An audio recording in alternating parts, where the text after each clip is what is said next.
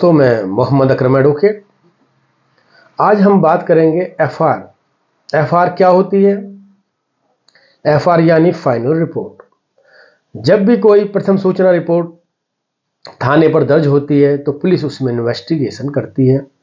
Investigation करने के उपरांत अगर न्यायालय में चार्जशीट भेज दी जाती है तो उस व्यक्ति पर मुकदमा चलेगा कोर्ट में चार्जशीट दाखिल होने के बाद।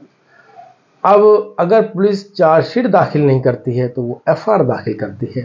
एफआर में ये मेंशन कर देती है कि सबूत और लेने के उपरांत, इन्वेस्टिगेशन के उपरांत कोई भी ऐसा साक्ष्य नहीं मिला जो ये दर्शाता हो कि उस व्यक्ति ने जो प्रथम सूचना रिपोर्ट में नामित है या जिसका बाद में नाम प्रकाश में आया है कोई ऐसा अपराध कारित किया हो।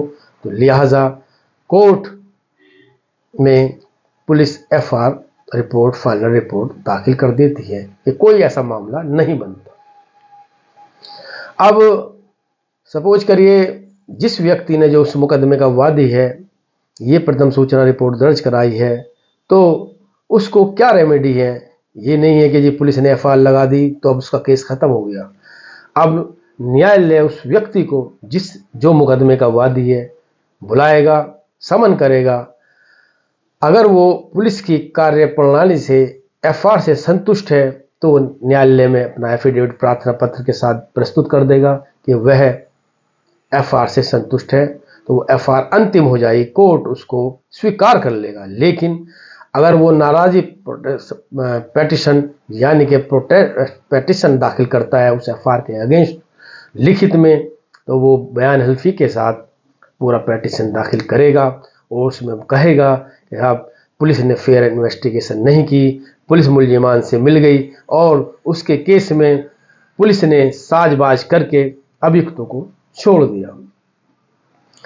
तो ऐसी स्थिति में अगर न्यायालय को ये प्रतीत होता है कि वाकई ऐसा पत्रावली पर, प्रोटेस्ट पर ऐसा साक्ष्य उपस्थित है जो ये दर्शाता है कि पुलिस ने सही इन्वेस्टिगेशन नहीं की और मुलजिमों को नाहक लाभ पहुंचा दिया, तो न्यायालय ऐसी दशा में या तो सीधे अभियुक्त को समन कर सकता है या री इन्वेस्टिगेशन के ऑर्डर कर सकता है कि दोबारा इसके अंदर विवेचना हो। तो वादी को इस तरह से इंसाफ मिल जाता है और री इन्वेस्टिगेशन के ऑर्डर हो जाते हैं।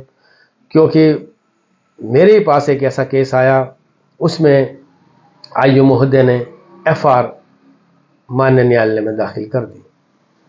अब उसके साथ जो उन्होंने एफआर के साथ जो नक्शा नज़री सबमिट की थी, उस नक्शा नज़री, एक नक्शा नज़री बनती है, साइट प्लान होता है जहाँ घटना घटित होती है।